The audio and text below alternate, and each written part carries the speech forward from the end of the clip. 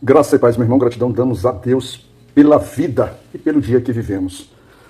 Nossa meditação hoje, 3 de setembro de 2025, está no talvez mais famoso, um dos mais famosos salmos da Bíblia, que a gente pode disputar ali, palmo a palmo, com Salmos 23.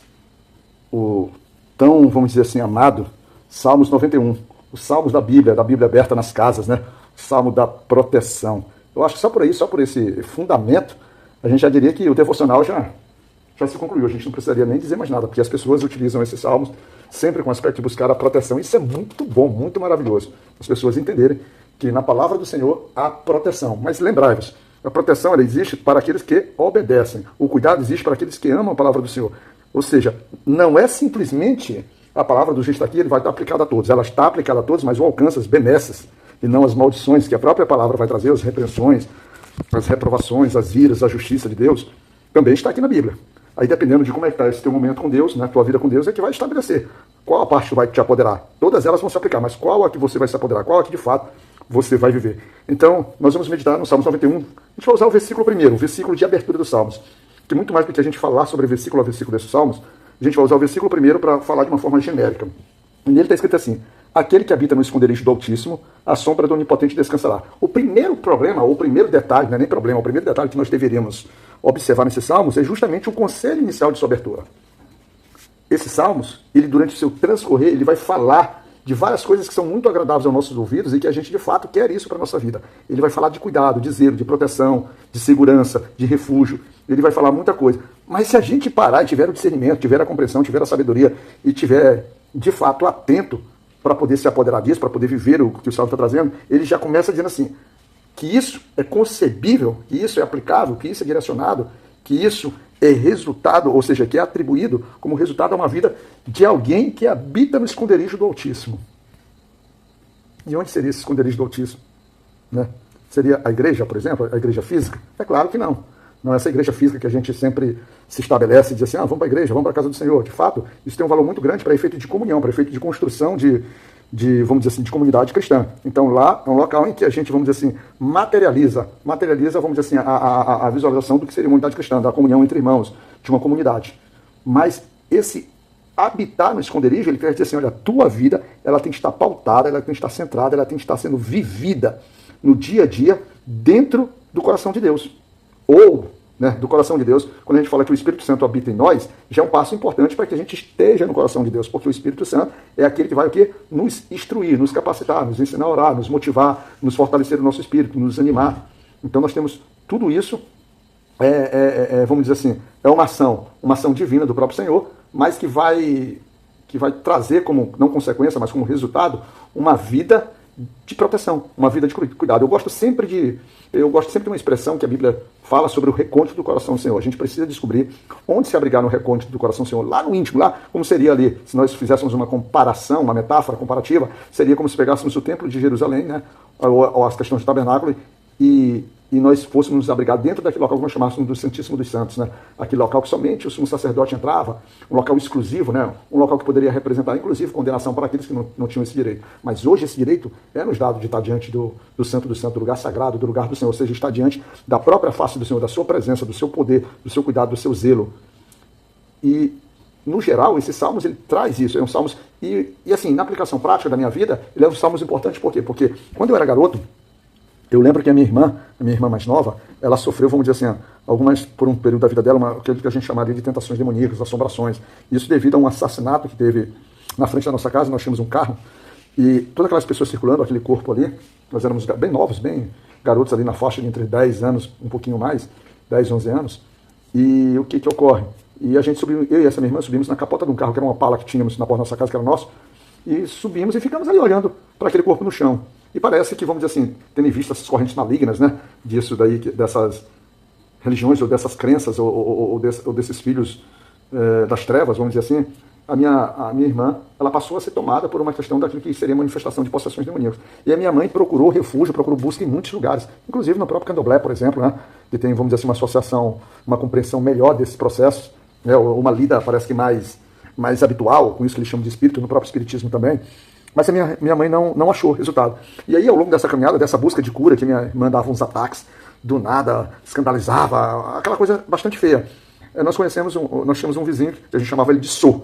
O nome dele era José Matias Alves Costa, apenas como referência, e ele congregava na primeira igreja batista de São Luís. E ele foi praticamente a pessoa que nos iniciou, ou a pessoa que nos indicou, que nos mostrou, ou que nos disse assim, olha, vocês conhecem uma pessoa chamada Jesus? Nós éramos crianças.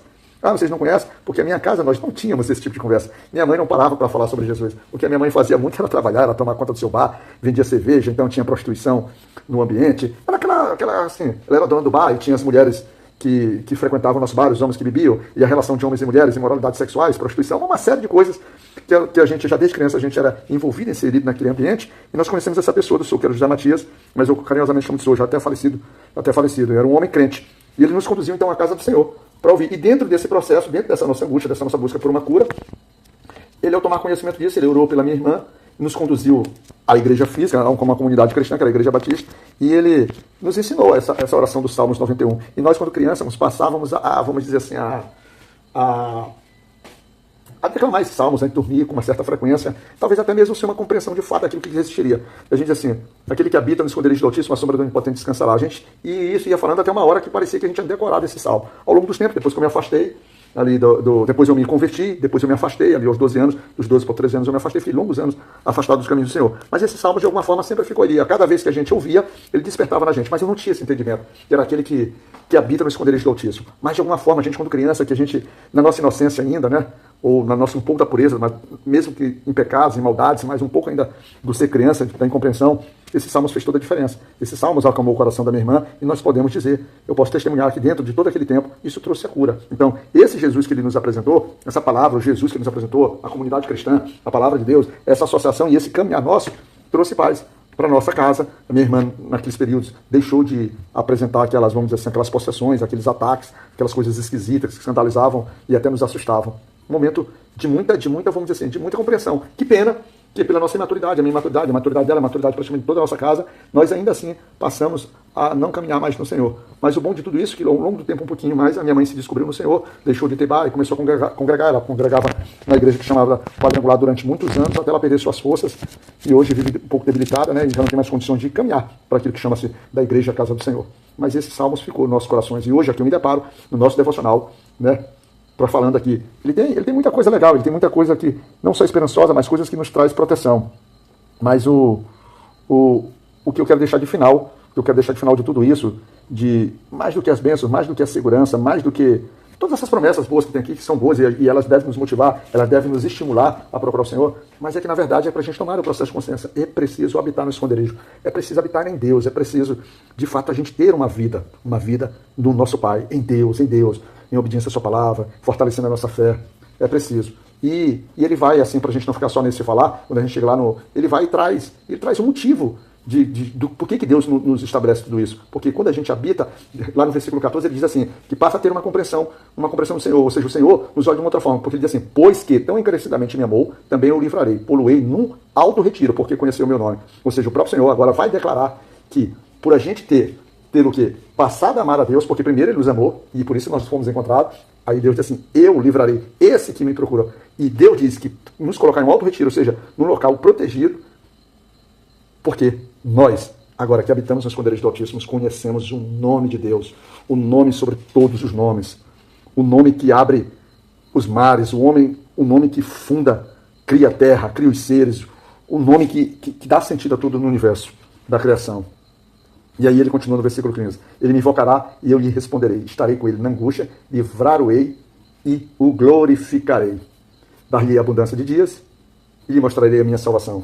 Ou seja, tudo isso. Um homem que agora, através de invocando o Senhor, agora através de conhecendo verdadeiramente que há um caminho sincero, há um caminho da verdade, há um caminho de luz a ser seguido. Ele receberá a resposta do Senhor, mesmo ele estando na angústia, porque o Senhor estará com ele. E o Senhor, dentro da angústia, o livrará da angústia. Quando se fala angústia, a gente olha logo, por exemplo, o Salmos 88.